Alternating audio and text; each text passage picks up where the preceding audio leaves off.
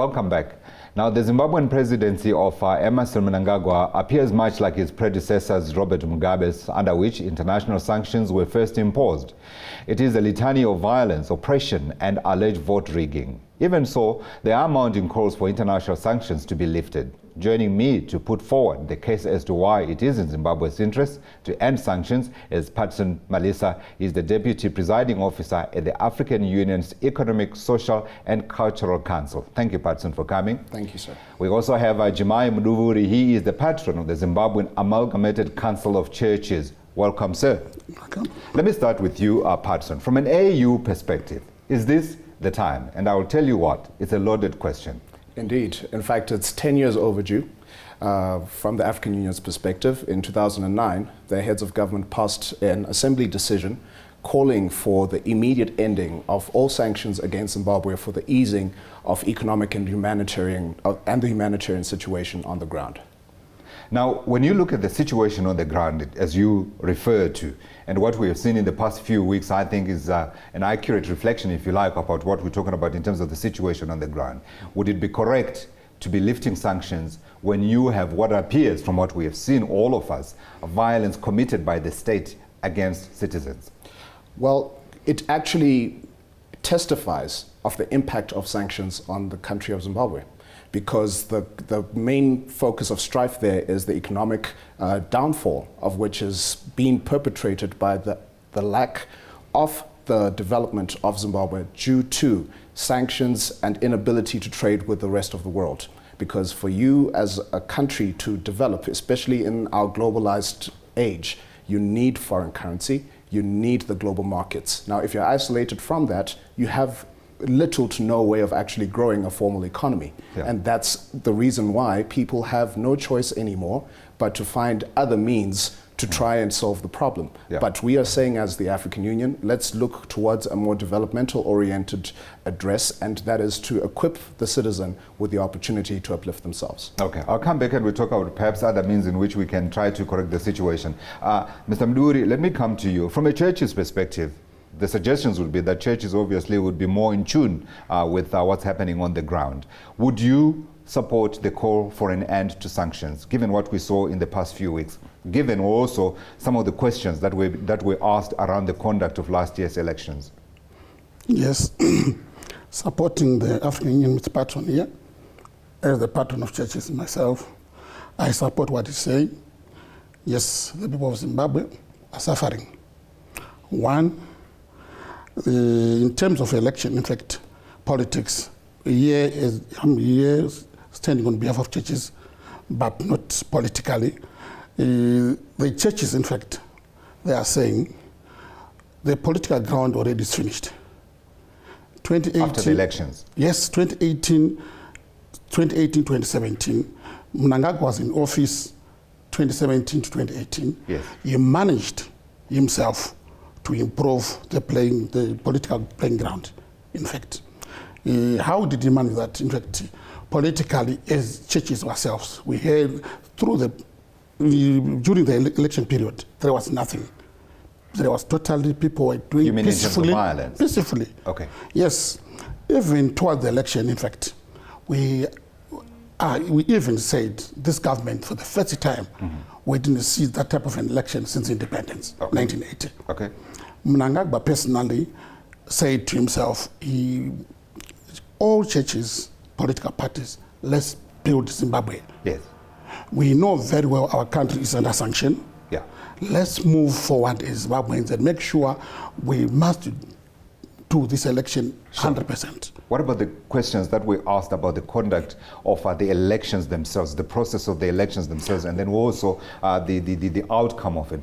The many questions that we asked about the legitimacy of those elections. Yes, as churches now, through what we had, the government of Zimbabwe last year invited African Union, AU, they requested SADC, the EU, all to come and observe the elections. Then SADC, African Union, all these were there to observe the elections, and the elections were free and fair. That's what we had as churches now. Sure. Right. Then, after that election, we thought because of the the free and fair of the election. We thought otherwise. Sure. The Western might lift their sanctions. Then it was quiet. But now, since 2018 January, up to the days of going to election, the economy of Zimbabwe was trying to improve. 100%, the president was moving all over, going to the Western countries for investment. And that was 100%. We thought otherwise, because of this election, things might be better. Sure. Yes. Patson, from an AU perspective, the AU, of course, in the past has been accused of being a political club where there's hardly any criticism of each other, nor indeed correction of each other when we have gone wrong. I mean, we can go back in history and talk about the Rwandan genocide. We can also talk about the many other missteps that we have seen around the continent where African leaders have gone astray, and the AU or its predecessor, the Organization for African Unity, has not been able to come and step in and say, this is wrong, you ought to do right.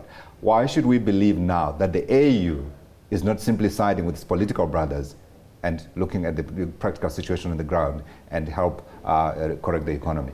Well, in terms of Zimbabwe particularly, the African Union has always remained impartial. In fact, one of the guiding tools is the African Charter on Democracy, Elections and Governance.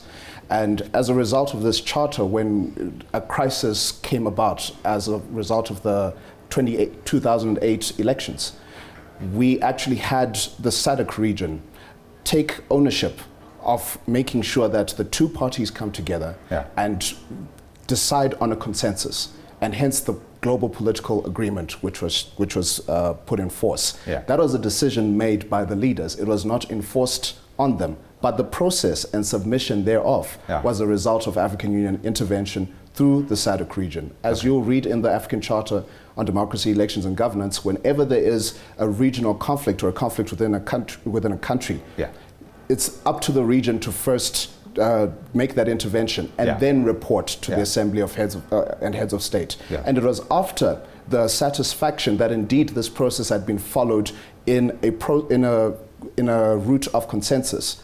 Then you found that the call for the removal of sanctions came about in 2009. Right.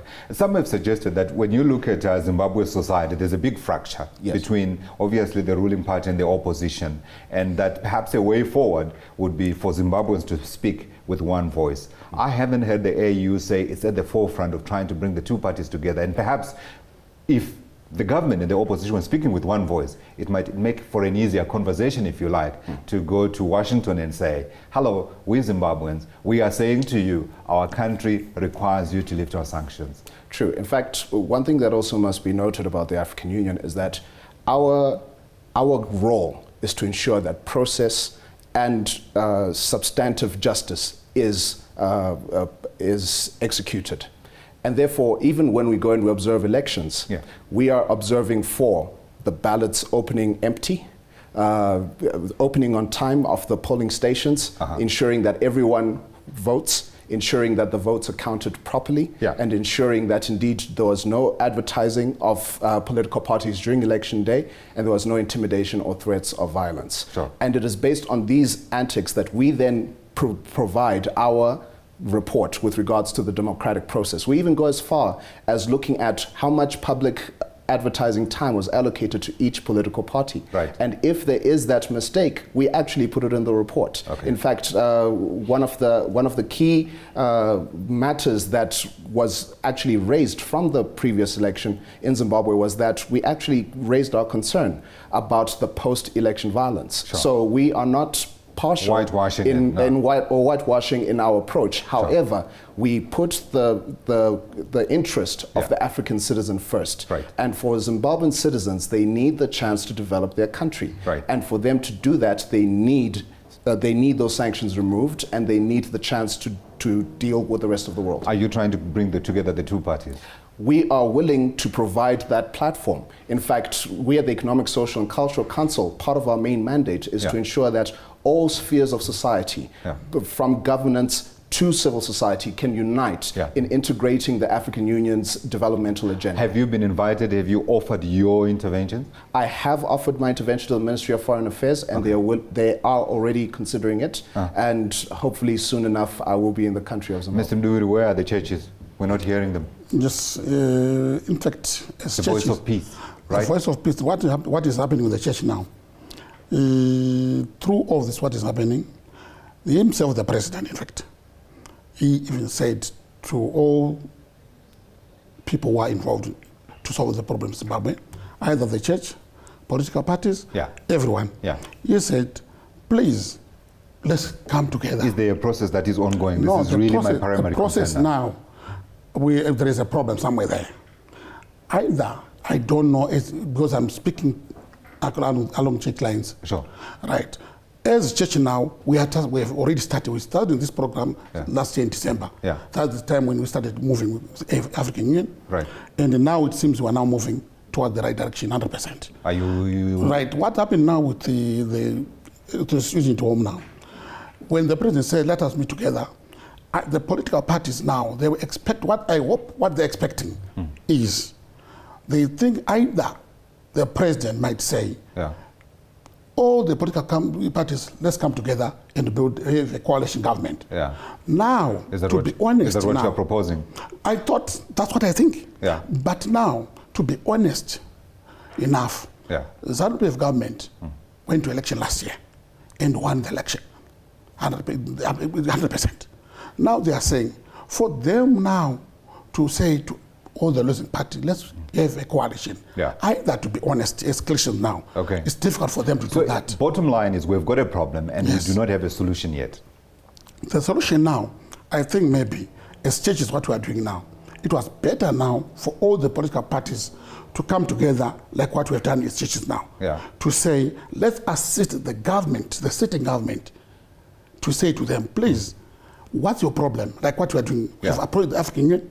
We are now moving. Let's go together. We have to build our Zimbabwe. Oppositions, all the opposition parties, let's build Zanu-PF together with the government. Then we go to the Western countries and say, please, we are now one Zimbabwe. And what were you told? Come again? What were you told? Did they say, yes, we are willing to do that? The government is free. I thought are they open to the idea? No, from this point now, I'm going back to Zimbabwe tomorrow. Then you're going to find out. Then I'm going to say to the president, right, before I meet the president, I'm going to say to the church now, I'm going to the church now, let us invite all these political parties. We are doing so with AU. Why don't they come together with us and assist the government? Patson, I was going to say time is running out because what we are also seeing, and there have been suggestions that actually what you are having is a splintering, if you like, within Zanu-PF. You've got one section that says, come on guys, let's have peace and let's run things properly, and you've got another that says, if someone steps out of line, we're going to get them in line through violence or the other, and that's why part of the reason why we're seeing the violence that we see. You guys must be worried.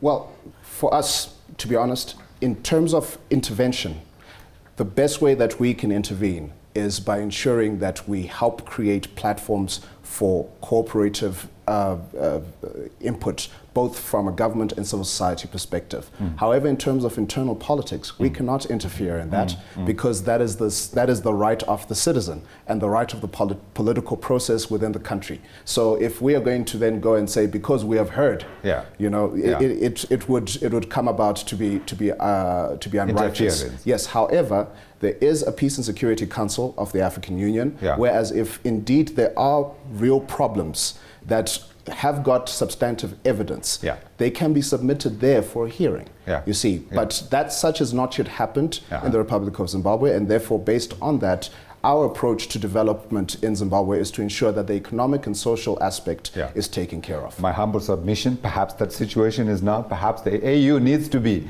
taking a look at what is happening to Zimbabwe. Thank you to my guests, gentlemen. Thank you for coming through. And thank you to you two at home for listening in. That's where we leave it today. And join us again on Capital Connection every Monday and Wednesday at 6:30 p.m. Central African Time. Thank you for watching and good night.